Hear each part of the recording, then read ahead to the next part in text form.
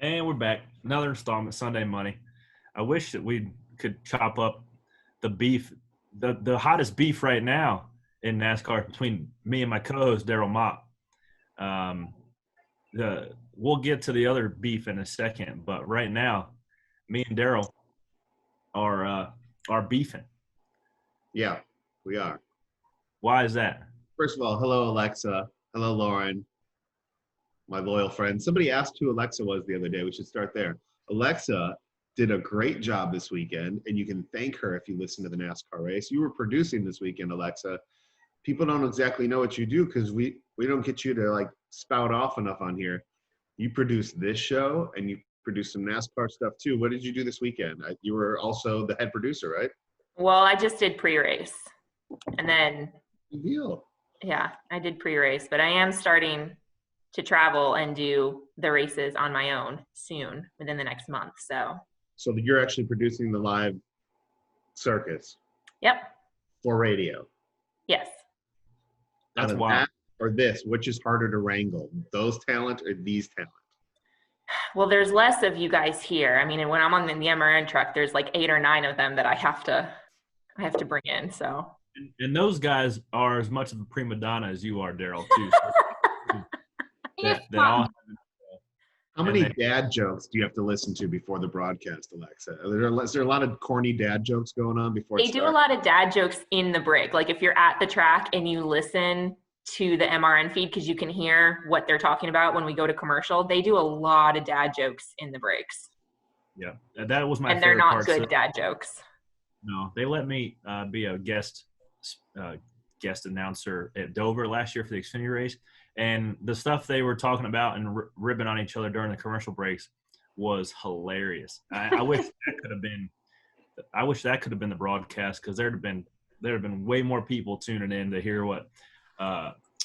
Who is it? It was Dave Postman. Who's the guy in the backstretch usually with a weird last name? No. The weird accent. No, not an accent. Weird last name. He lives like in Wisconsin or something. Kurt Becker? Kurt Becker? Nope. Weird last name. There's Steve Post. There's Dave Moody. Dave Moody from Vermont. There is What's and one? Steve Post always sounds like he's got something in his throat, like he just ate like applesauce or something. It's something with an S. The guy's last name starts with an S. Just Dylan Welsh. No, he does a good. I don't know. Older guy. He's not doing the races right now because they're all NC crew. But now once they start opening it up, he's coming back.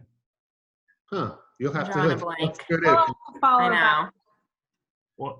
Do you not know who you're producing, Alexa, or what? Apparently not. I'm drawing a blank here. On the backstretch? That's what I'm trying to figure out. Who is back there? I'm trying to think who has a weird last name. Might not be from Wisconsin, but anyways, me and Daryl are Oh, beefing. Jeff Striegel? Yes. Oh, Jeff Striegel. okay. Jeff Striegel. Yes, Jeff Striegel. Backstretch. Okay. Well, he's our booth announcer, but during Xfinity, he does some of the turns. There we go. I'm glad we figured that out. I don't know That's where what I was like, he's not normally, but for Xfinity, yeah, he normally is. I'm glad we hashed that out. You guys, Sunday Money is the real thing. Speaking of hashing it out, I don't like we you. hashed. I don't like you anymore, Corey. I decided today I don't like you anymore. I'm happy to stay until you find somebody better. This is the part where I say I'm leaving again. I'm breaking up with Corey LaJoy. That's fine. Yeah. That is- And you'll miss me when I'm gone. Daryl's mad because he was sticking up for me, and then James Allen Dennis Hamlin threw some mean DMs at him.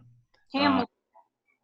So then I didn't come in and stick up for him, which Go ahead. in I a would love roundabout, to hear this next part. Hold on. Let me get closer so I can hear your excuse. there's no excuse. But I will talk about it here in the show because that's what I'm going to do. That's what we have been doing.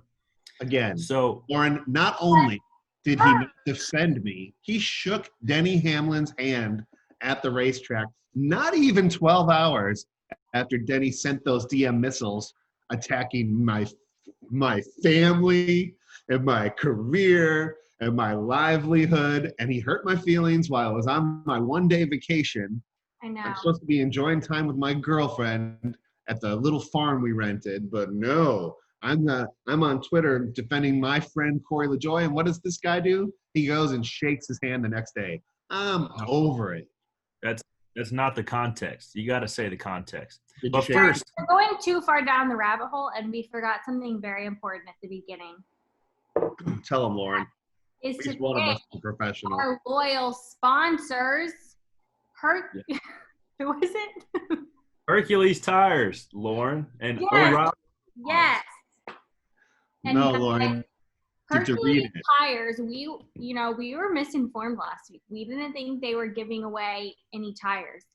But they want you to know that Hercules Tires is honoring our heroes. The best way that they know how, and that's by giving away a free set of tires. That is so nice. The Hercules Hero Sweepstakes will run June 8th to June 26th. Entrants can nominate their community hero, someone that makes a difference in their life or community, by visiting www.herculestire.com/Hercules Heroes.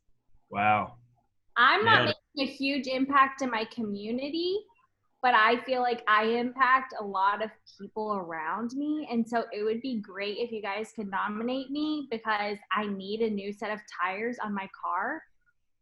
And I'm broke. So Tell Andrew to sell some more forklifts and buy a set of tires for Mom's Volvo. yeah, Andrew needs to work more hours, I think. Or hopefully I'll just win a set and then we don't have to worry about it. But honestly, like, you can't win a cruise right now. You can't No. win a vacation right now. Like, Nope. tires is the perfect giveaway. People need tires, and no matter how much you have in your little nest egg, if you're Corey LaJoy sitting high on the horse over there with all your big-time racing money, So still true. writing that check for 4 tires, it's It like, hurts. oh, that's a sting, you know? And so giving away a set of tires, especially to our heroes and stuff, that's a really cool thing. So I'm behind Hercules Tires. I think that's a great giveaway, and we're going to make somebody's day, and you know, maybe have a little sunshine in this gray time we're living in at the moment. I like it. Very great. It is a very great time. I just sent you a text message, Corey, in case you. I know. Yeah. Why do you feel the need to send me a text message that says you're the worst? They don't even know how to spell your. You are. I'm just kidding. You spelled it right. My point is, Corey, you need to insulate yourself from the naysayers, be it Archie or Pepper or your wife or anybody else that calm you down before that race.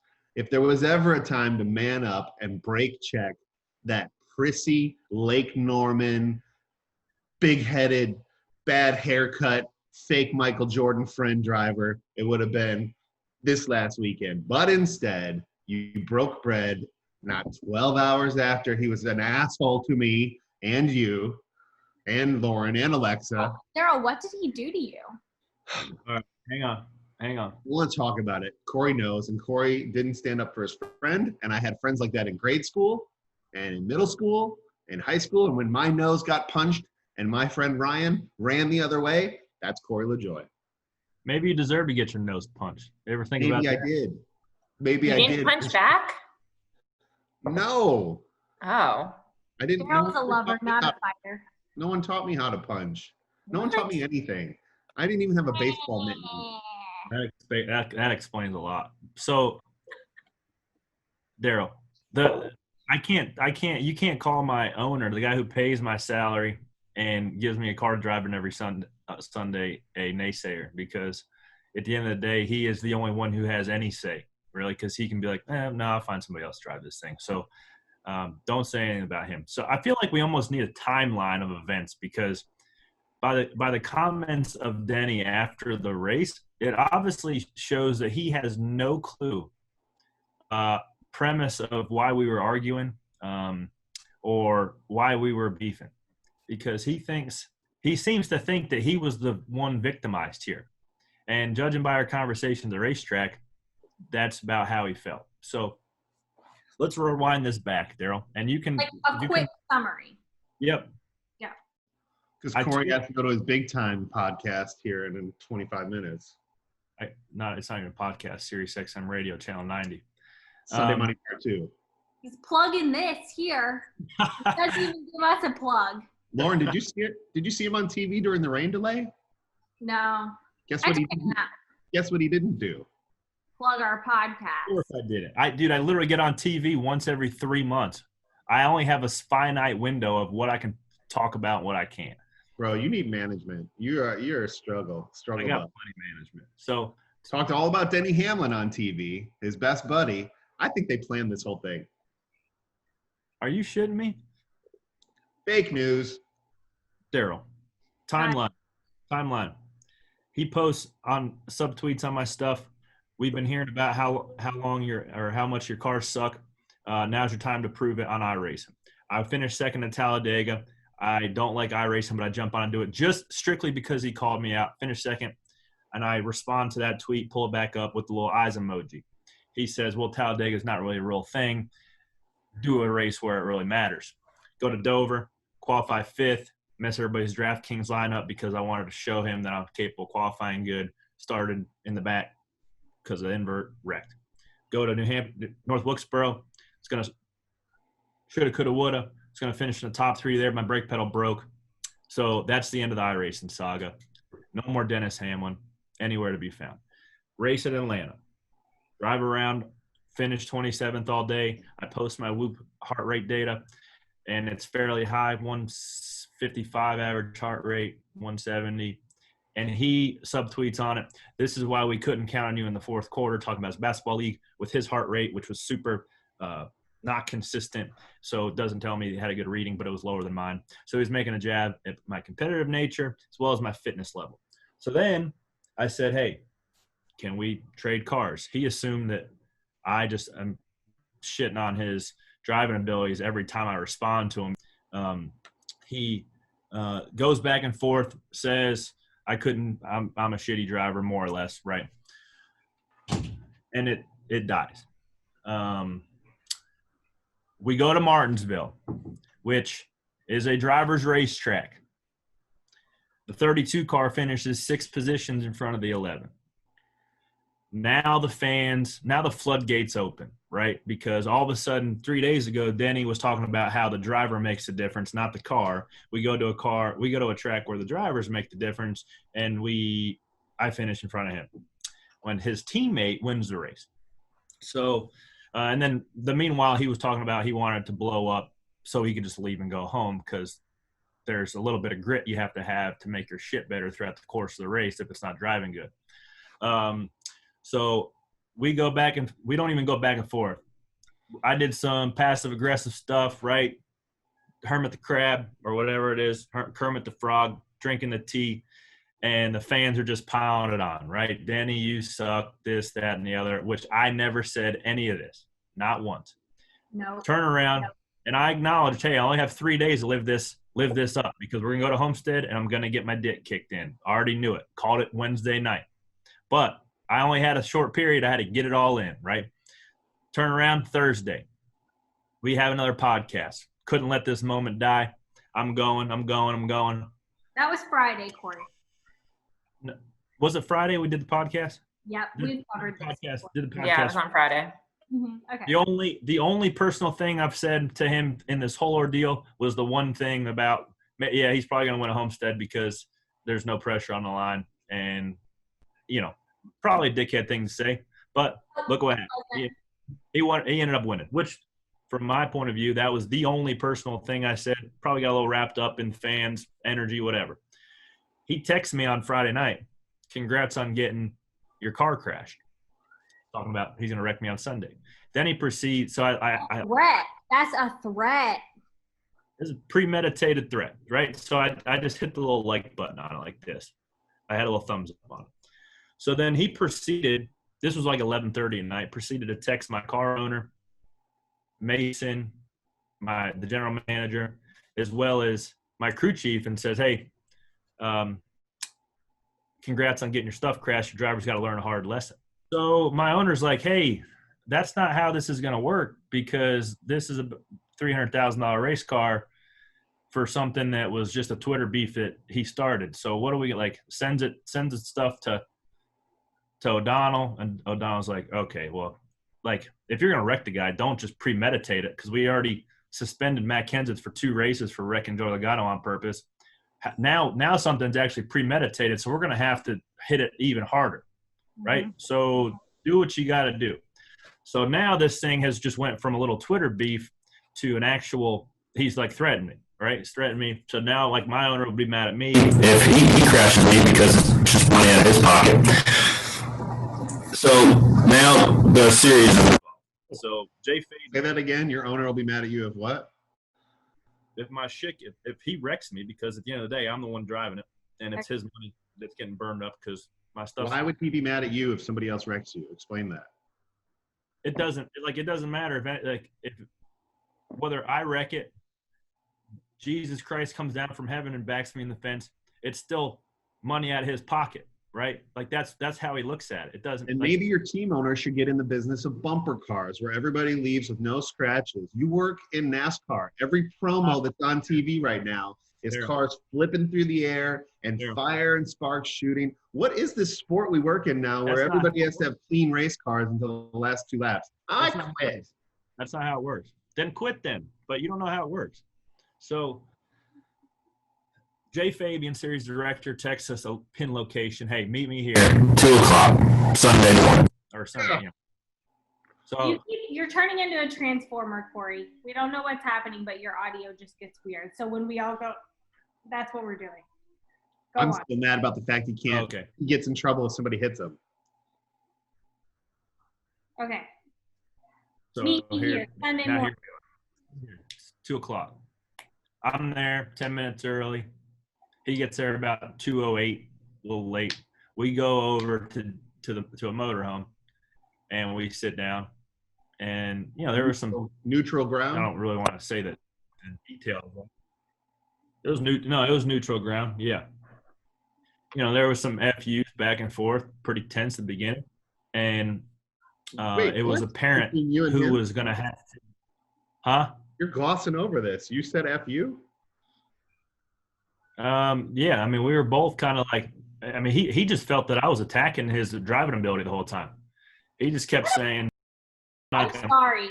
Alexa, write that one down. Okay? We'll have to bleep that. But what? Meow. But I'm not saying he is or not. But he just. All right. So he just felt like I was attacking him. And I just had to if I didn't remind him 7 times that he started this and kept subtweeting my stuff, I didn't do it once. So he went from well, it wasn't about you. You keep making it about your equipment. And I said, Dennis, you literally said the word YOU 9 times in the first 6 tweets to me. So of course it's about me. Don't say it's not about me. Don't say that it's about you having to establish the difference between an elite driver and another driver. That was never what it was about. And then he wanted to kind of backtrack and say, well, it was only because I liked you is why I was messing with you. I don't mess with guys that I don't like. I was like, you don't say the shit that you did, nor text everybody on my team that you're going to crash me if you like me. Yeah. So at the end of the day, they told him, if you're going to premeditate your decision on crashing this guy, we don't have any choice because we already have the evidence that you're going to do it. So he kind of softened his stance on that. And then, we spoke through it like men. I told him what I was taking offense to. And then there was some things that he took offense to, which weren't even textually accurate, because if he goes back and reads what I said, I never made any sort of jabs at his ability nor his character. He just assumed that I did. That's just why, like, he thinks everything is just about him, right? So, and I diffused it enough to where he didn't just completely trash my shit on Sunday afternoon, and he ended up winning the race. But I'm not going over there and playing basketball, nor will I be going over to his little Big Burger and eating any rare cheeseburgers and truffle fries anytime soon. So that's where we stand right now. Are you saying Denny owns a burger joint? Is that what you're saying? He owns a little Big Burger over there by Jackson Cornelius. Boycott it. I've actually never been, nor will I go. So anybody that listens, don't go eat a little Big Burger. You are hurting his business, and you talked mad shit about him on here for weeks. And Sirius XM, you did a whole 3 hours on him. Why are you acting like you're not innocent? I have a question. Yeah. If he had not said, I'm going to crash you, and texted that to everybody on your team, would NASCAR have just ignored all of the Twitter stuff, or had somebody already said something to you about it? They probably would have looked you up. They probably wouldn't have done anything just because, oh, now he must have got tight or something got into him. Mm-hmm. Because they could see, Joey spun Matt Kenseth out at Kansas or wherever it was, and then Matt turns around and wrecks Joey. So that was an incident on track that led over to the following week, and then Matt blatantly wrecked him on purpose. Mm-hmm. And if there was no evidence that he was going to crash my cars, you can make a case for it that he didn't mean to do it, right? But now that he literally texted everybody on my team that he was going to wreck it, now if he does it at all, we're going to be like, we have the evidence to do it. I mean, I can care less about it, but I care about tearing up equipment, especially taking money out of Archie's pocket, which will in turn be taking money out of my pocket as well. So I don't think he handled that one, but I think that he wished that he wouldn't have texted everybody and he would just junk me. I think that's probably, in hindsight, he wished he would have done, because then he feels like he'd have taught me a lesson and I'd have shut my mouth, which I could see that if I was the one who was just picking at him. But that's not been the case. He started it. And now all of a sudden somebody stands up to the schoolyard bully and the fans start getting in my corner. Now he's offended, right? So that's where we're at.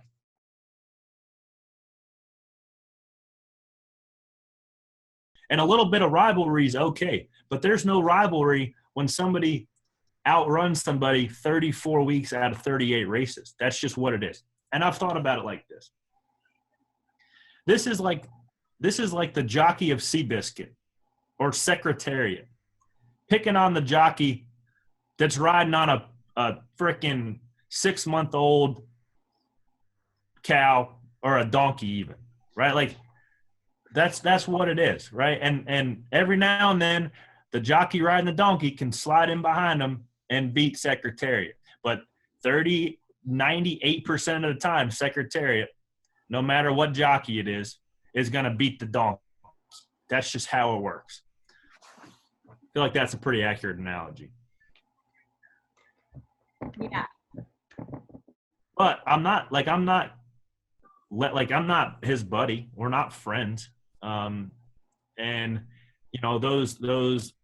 the shrug gesture, right? The Conor McGregor tweets after the race, which I don't know if anybody picked up on my tweet after the race.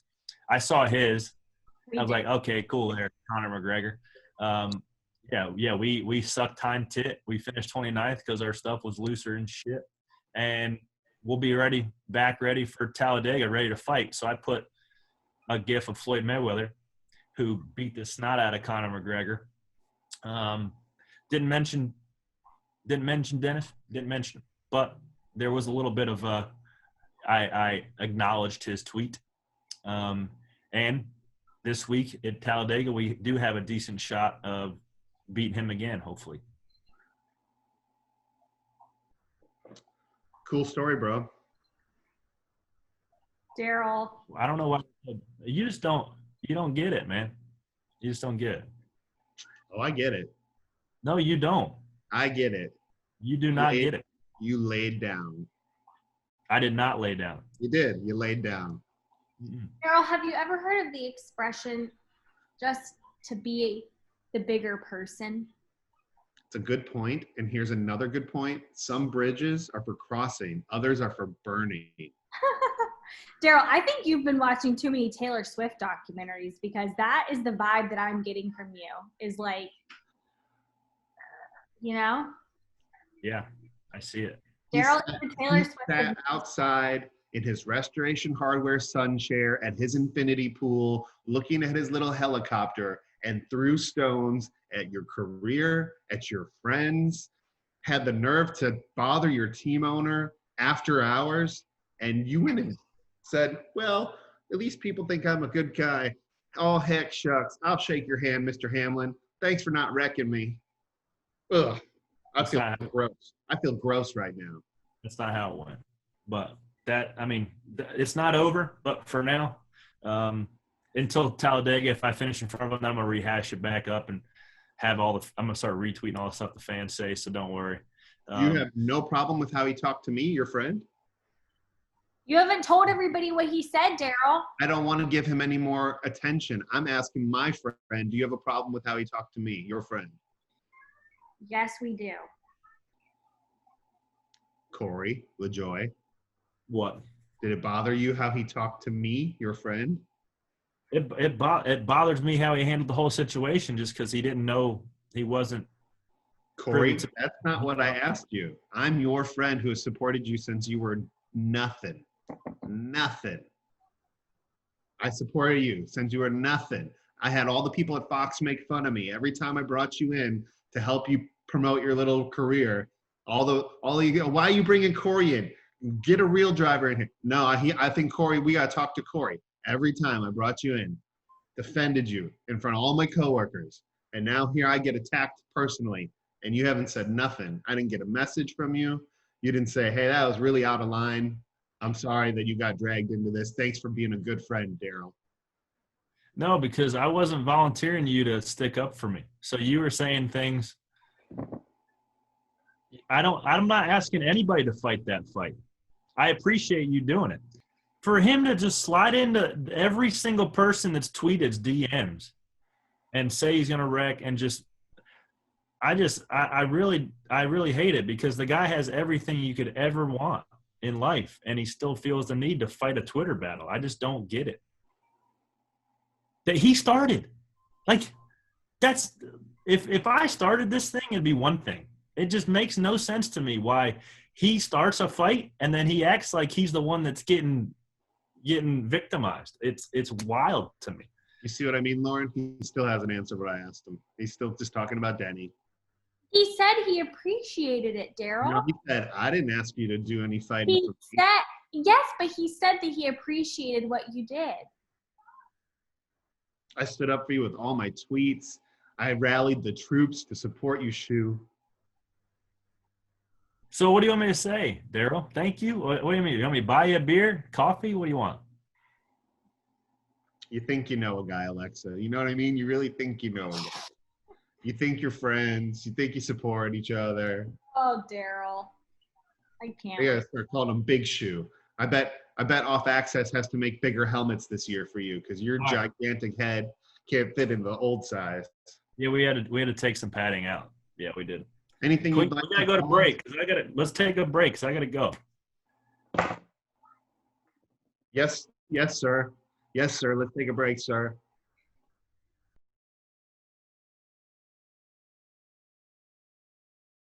Hey, we're back with the Corey LaJoy podcast for another edition. He's off to go do more superstar stuff, so excuse the audio. He's packing it in today. And the year 2020 is the year that everybody wants to talk to Corey LaJoy. Wonder how that happened.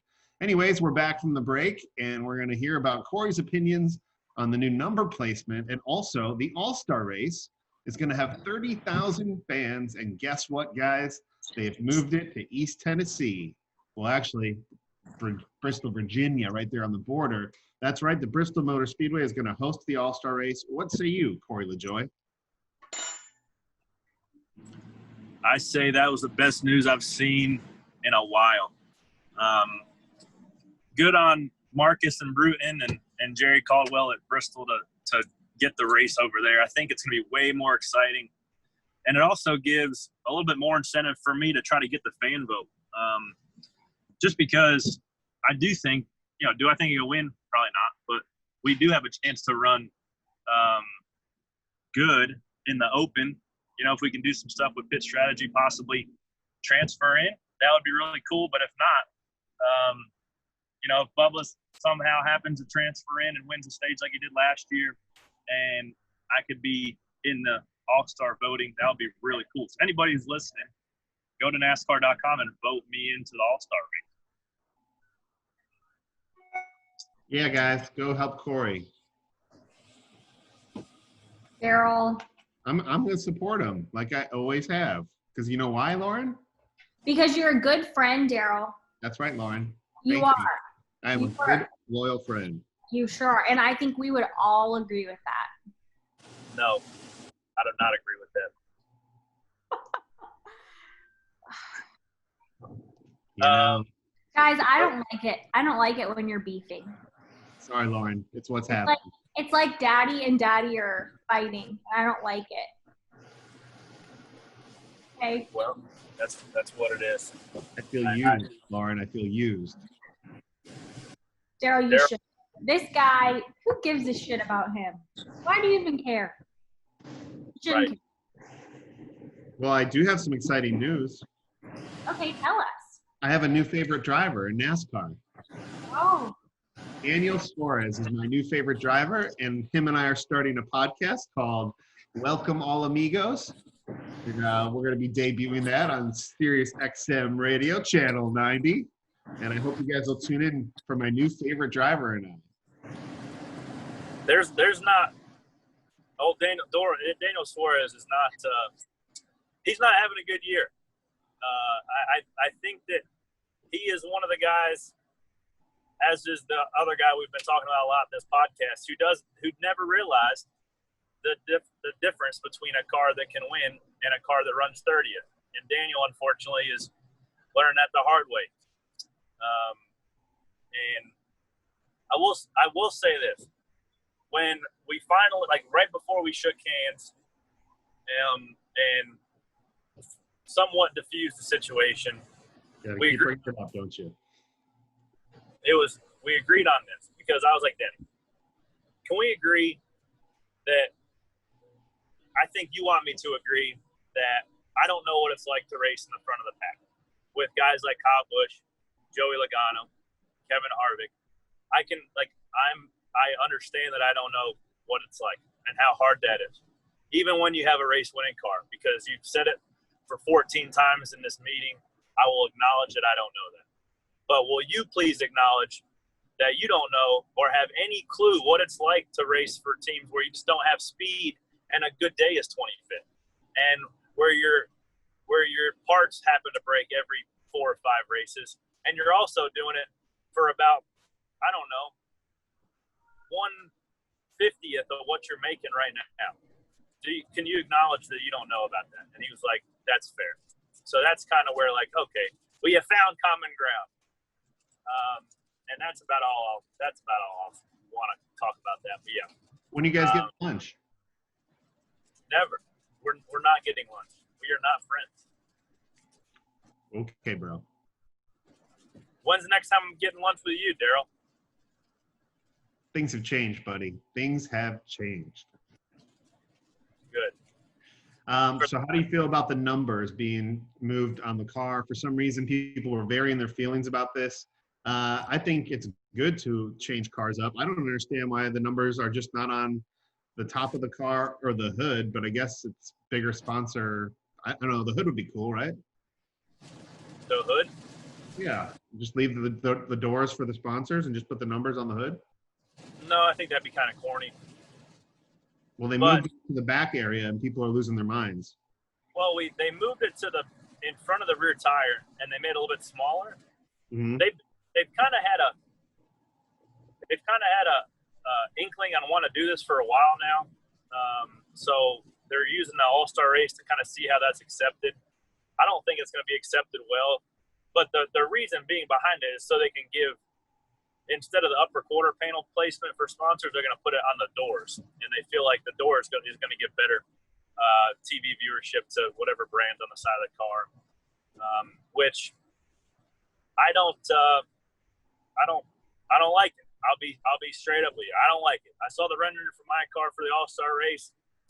I don't like it. It looks like a Hot Wheels car, and also for, I could see for a company that's on the car each and every week, if it's the same one, being a little more prominent. But I think the brand is the number. The brand is the number, and the driver, they kind of is what people pull for. They don't pull for the sponsors. What number are you again? Number 1. That's what I am. So, yeah, I don't know. I don't think it's be received well. Dale Jr. talked about it on his podcast a couple weeks ago. Had some good points. I personally think they look like, with them on the quarter panel or the behind the door like that, they look like V8 supercars. In my opinion of V8 supercars is they look too busy. Like there's too many sponsors on them, and you don't even know who's really driving those particular cars. The only way you know who's driving the car, because the sponsors change pretty much every week, is by the number. So if we're making the number smaller, I think it is going to make it harder for the fans to spot the cars. Personally, what do you think about it, Lauren? I know you have a very polarized opinion on this matter. I don't like it, but I also don't care. So I will say I'm kind of on the other side of that. I feel like maybe not so much like in your situation, but like I associate Kyle Busch with the M&M, with M&Ms. I associate him more with that than I do like with the 18, I think. So I think for some of those, I mean, like when you think of Jimmy Johnson, you think of Lowe's. I mean, as much as Ally might hate to hear that for now, but you always think of Lowe's. So I don't know. I mean, I think it could do something good for the sponsor, but I also think there's a problem with associating it when the numbers were flat in the middle of the car. So, I don't know. Yeah, I agree. Daryl, what do you think? I think it's awesome. I like change. Change is interesting. You gotta try it out. And it's not forever, it's just for a race. Yeah. He said that last night. If you don't like it, it's only for a race. And I like the idea of being at Bristol for the All-Star race. That's fun. That'll be the first time we've had a whole bunch of fans in the stands. 30,000 people. That's going to be great. It's gonna be really cool. That's what I'm most excited about. I'm really excited about the All-Star race being at Bristol, a short track where you're gonna see beating and banging. But I'm more excited about having fans be back at the racetrack and have some sort of energy in the building. And back to the paint scheme stuff. Why does it have to be regulated by NASCAR? I think they should let the teams design it however they want. Put the number on it wherever they want. If they want it on the door, put it on the door. If they want it on the hood, put it on the hood. So I think that'd be kind of cool to see a bunch of different cars out there, all crazy looking. I don't know. Austin Dillon had a baby and named it Ace. Did you send a baby gift, Corey? I did not yet. I'm gonna get something. We have a cool little baby Bible that we read to Levi about every night, so it's a cool baby gift. And I mean, there's nothing that baby Ace needs that they probably don't already have. So give him something that is probably a little bit unique would be kind of cool. So I'm gonna get him. I'm gonna get him one of those, but don't tell him. Surprise. Well, there you go. Is there anything else going on in NASCAR that we missed? I feel like the next race coming up is Talladega. Yeah, we like this place. Yeah, I do. I finished I think 11th and 8th there last year. So pull the belts tight. They got some aero changes a little bit. They took some horsepower away with tapered spacer. They took the nose ducts out, so the cars are not going to close up quite as fast. And they're also putting this like urethane tape on the front bumpers and the back bumpers, so that the cars don't stick to each other when they're pushing. So that should help with the incidents like we saw with Blaney and Ryan on the last lap of the 500. That'll be a little bit less prone to happen. Now there's still going to be the big ones, and there's still going to be cars that wreck, but hopefully, I damn sure hope what happened at Daytona doesn't happen in any context at Talladega. Well, okay. We could talk about the amount of weight drivers lost this past week, because they talked about it a lot on TV, but I can't begin to tell you how hard this week was physically. I posted on Twitter yesterday that the beginning of Sunday last week, I weighed 195 pounds. I went after Atlanta and got an IV bag, raced Martinsville, and that Martinsville was probably the hardest race I've ever ran in my life, with the time of it and how hot the cars were, especially with having the right side of windows in. I went and got another IV bag on Thursday, and then I raced Homestead on Sunday. And when I weighed myself Monday morning, I lost 15 pounds. I need to drive a race car. That'd be good. Be my guest. I mean, it's so hot in these cars now, and you know, when you're burning between 2,500 and 4,000 calories a race, it's hard to just put that fluid back in your body. And Bowman texted me. He said he lost 15 pounds just after Martinsville. And anybody that is wondering, 15 pounds of water is over 2 gallons. So that's a lot. I mean, imagine drinking 2 gallons.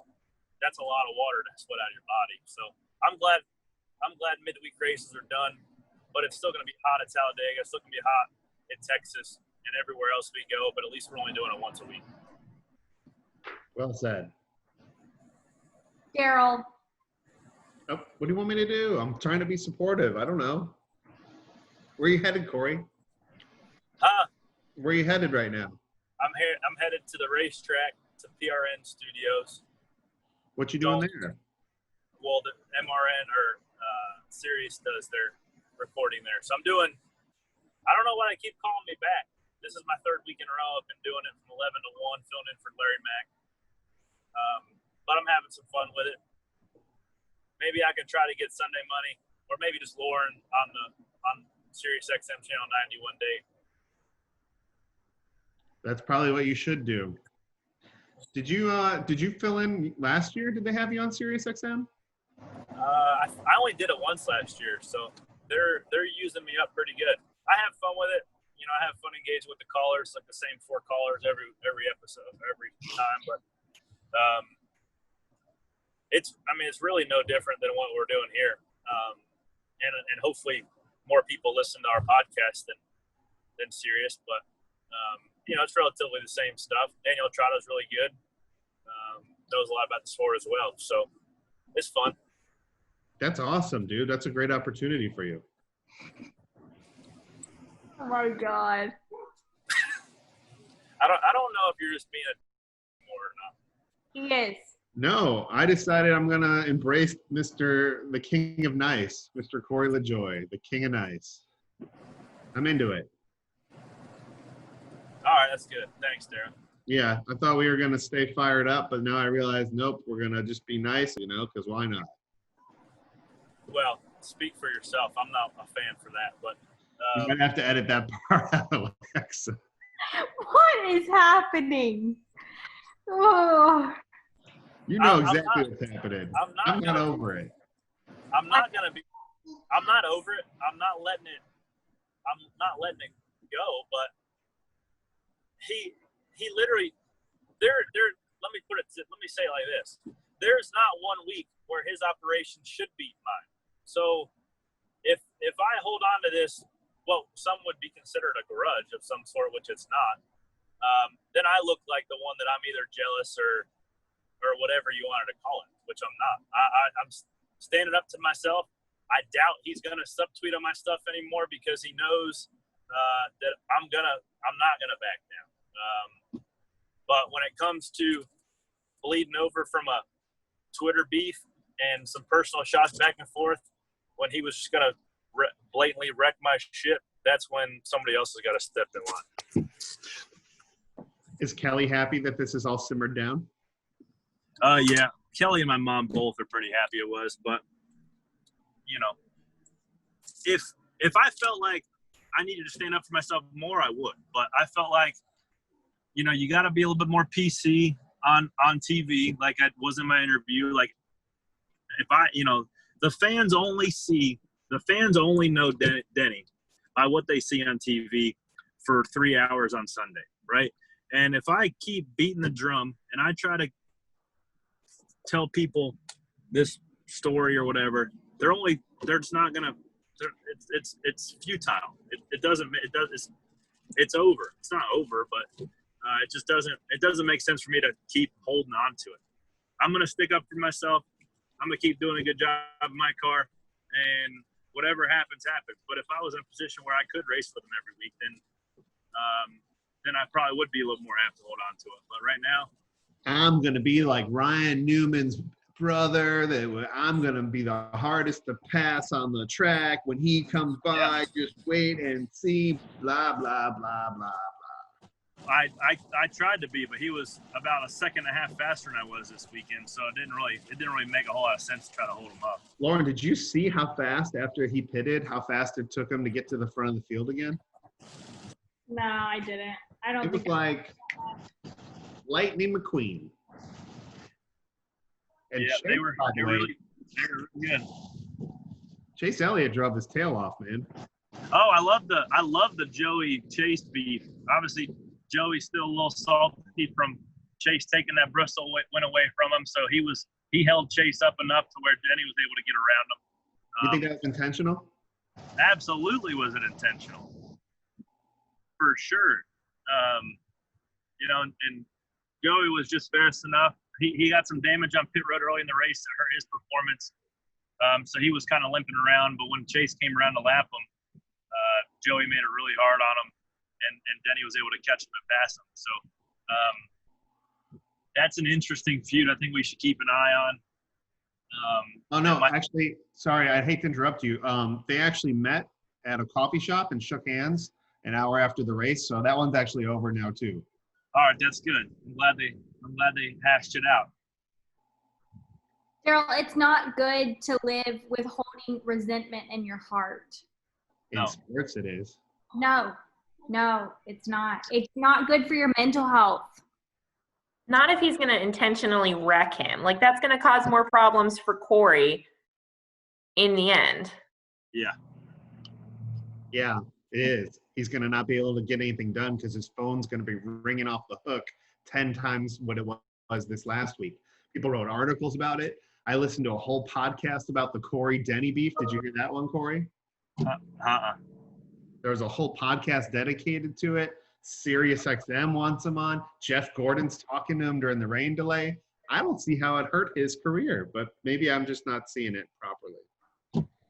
If I get my shit wrecked, it hurts my career more so than it helps it. You might not think so, but it does, because I only have all of 2016. I only have about six cars that aren't 10 years old. So if I get one wrecked, then I only have 5 cars that aren't like 10 years old. So I need to take care of my stuff, because then, the other guy just gets a brand new bullet every week. So that if it bleeds over onto the track, that's a battle that I will never win, right? So I might as well just try to take my lumps from the couple fans on Twitter that have no clue, what the argument's even about, and keep on ticking. So I did want to talk about, though, the video, the audio and in-car from Tyler Redick's car that I sent you guys in the group chat, because that was funny. So Tyler had a damn good day, was wheeling the RCR car better than it's been wheeled in a long time. And we all know Tyler can get around Homestead really well. Was running 4th, and Derek Neal and his spotter coming off 4th. Hey, 1 to go here. Good job. So Tyler crosses the start finish line thinking that the race is over. So he goes on his, he goes on the normal driver dial, monologue after the race. Hey, Randall, great car, great pit stops in the race. And he lifts and he's coasting around. And since he had the button keyed up and he's just talking, thanks, Richard. Thanks for the opportunity. It's great. Love Homestead so much.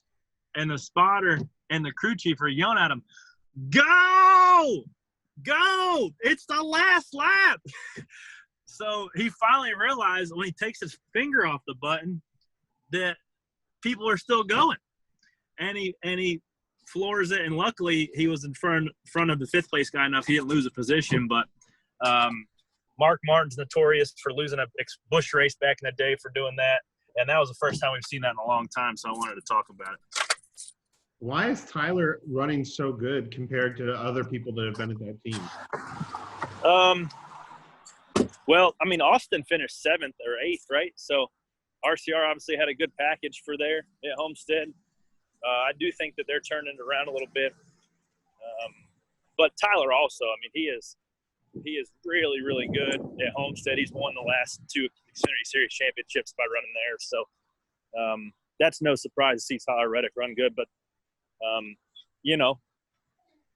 I think RCR is turning around. They got some good equipment going to the racetrack, and Tyler can also smash the gas pretty good.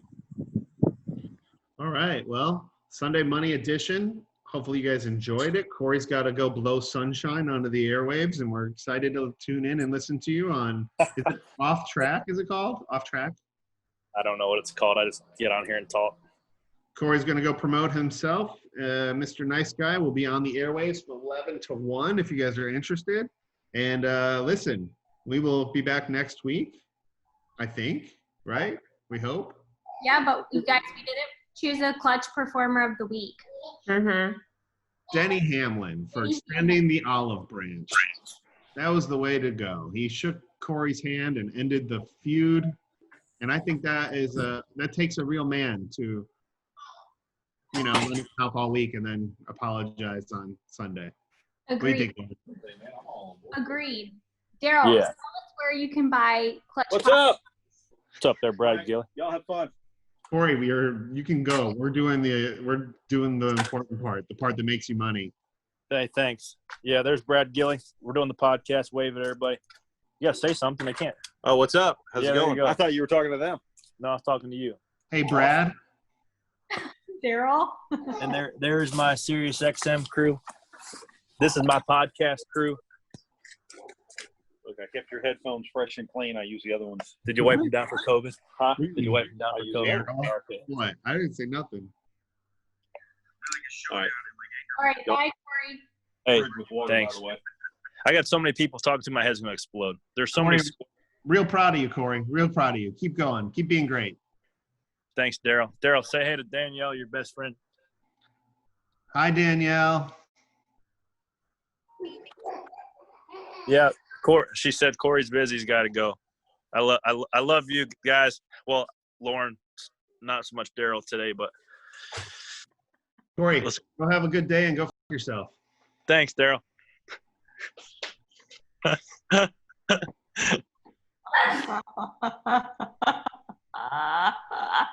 Thanks. That's a great. I still have to do the reads, Corey, so let us go because we have to promote the reads. All right. Sorry, I got to go here. So I'll quick. take your paycheck this week for the podcast. All right, Corey. Thanks. Have a great day. Mhm. Go for yourself, Who Daryl. do we want for the clutch performer of the week, Lauren? We'll do Corey's job since he's so busy. Bye. Bye, Corey. Go. Daryl. Oh my What? God. You laughed more in this episode, and so did Alexis. So I don't want to hear it. Comfortably. I'm uncomfortable. I don't like conflict, Daryl. You work in sports. I don't like friendly conflict. It's not friendly. I'm over that. Well, that's a shame. He should not affect you. Guys, we have to finish this podcast stuff though. Who do you want for the clutch performer of the week? I don't know. I vote Tyler Redick. Yeah, Okay. Tyler Redick. Tyler Redick is our clutch performer of the week. He ran a great race and even added a little entertainment as soon as it finished, which, bless his heart, it was pretty funny. But the clutch performer of the week is brought to you by Clutch Coffee Bar in Mooresville, North Carolina. And you can order Clutch coffee beans online and have them shipped directly to you. Just go to clutchcoffeebar.com. Congratulations to Tyler Redick, the clutch performer of the week. That's right. And Did we can't forget about O'Reilly. I You mean, read it? You got this one? yeah, hold on. I'm looking for it in my text messages. But yeah, I got it. You got it, Daryl? Yeah. You want me to read it? Yeah, you go. Oh, wait, I found it. It's O Rewards Bonus Points Month. It's O Rewards bonus points month at O'Reilly Auto Parts. Stop in today for store-wide savings, plus earn double O Rewards points on all sale items like wiper blades, motor oil, tools, accessories, and more. If you're not an O Rewards member yet, sign up today online or in-store, and you can take advantage of bonus points month at O'Reilly Auto Parts. It's fast, easy, and free, but hurry. Double points are only available for a limited time. O'Reilly Auto Parts. Better parts, better prices every day. Hey, Hi, Poppy. Poppy, your Uncle Daryl is salty. No, I'm not. You should be too. I'm not sure we're on the same side of history with this one, Daryl. What was the point of being on his side for 2 weeks to have him just be like, Archie told me to calm down, so I have to calm down? I think this is a great time to end the podcast. Daryl, was there any good reviews that we had? Wait, we're not using that last part, are we? Well, we're still doing the podcast. No, you have your baby. I thought we were done. No. Oh, we're still podcasting? Yeah. Yeah, we have to up, you know? All the good reviews are about Denny, but we're not talking about that anymore. No. Agreed. Well, let's see if there's not, I'll just check and see if there's a non-Denny one, but a lot of people weighing in on last week's events, but we have moved on. So, here's one. Started listening to the podcast last year and just wanted to say it's the best NASCAR podcast. Coming from a racing family myself, I can relate to Corey and his struggle to make it to the top division. Keep it up, Corey. I hope to see you in the 48 next year. That's from Tim K 98. The next one's about Denny. The next one's about, we can read this one. Newbind. I love the broadcast. Way to stand up for yourself, Corey. Yeah. You didn't call him names or bully him back, just stacking pennies, my friend. Whoever runs that Joe Gibbs Twitter account should be ashamed of themselves for calling Corey out. Good grief. Next one's about a rivalry in Denny. Next one's about Denny. Next one's about Denny. Next one's about Denny. Those are all. So thank you all for all the 5-star reviews. Starting next week, we're going to do the positive podcast. So just make sure you tune in because it's going to be a feel-good one. Sorry for the negativity. I just got in my feelings this week. Okay, Daryl, we understand. Thanks to everybody for listening to this podcast. If you're even still listening, thanks to all of our sponsors like Hercules Tires.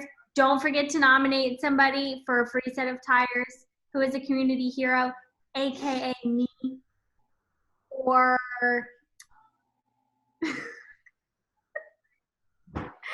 this is a disaster.